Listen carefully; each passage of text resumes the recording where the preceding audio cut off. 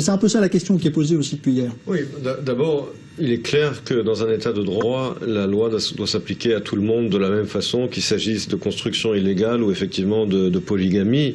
Mais il faut bien comprendre que dans le cas des Bédouins, il y a un véritable problème en Israël, puisque à l'origine, je vous le rappelle, c'était des populations nomades qui transitaient entre l'Arabie Saoudite et l'Égypte, et avec la formation des États-nations dans la région, dont Israël et ses frontières finalement qui ont mis fin à ces mouvements migratoires, eh bien les nomades se sont retrouvés dans le Negev ou en Égypte également ou dans d'autres pays de la région. Et la population bédouine a énormément augmenté en Israël depuis l'indépendance du pays.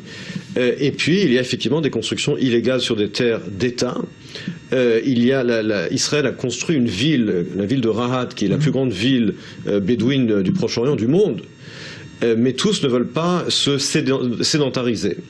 Alors, il y a eu une tentative, celle de l'ancien ministre Benny Begin en 2013, de régulariser justement les constructions, une partie des constructions illégales, de fournir des habitations alternatives.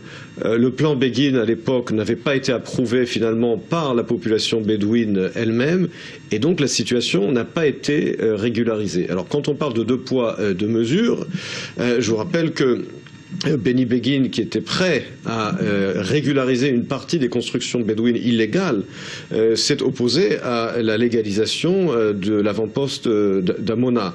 Et je pense qu'il faut effectivement, je suis d'avis qu'il faut la même règle pour tout le monde. Ce qui est illégal, que ce soit de la part de la population juive ou de la population bédouine. Nous sommes dans un état de droit et le droit doit s'appliquer de la même façon à tout le monde. Il n'en reste pas moins que, effectivement, cette affaire des constructions illégale qui existe depuis de nombreuses années, le gouvernement le sait, a été récupérée politiquement de tous les côtés de la carte politique, tant par les députés arabes qu'également par le gouvernement actuel, et qu'il faut une politique responsable de coopération sur le terrain entre les autorités et les élus ou bien les représentants de la population.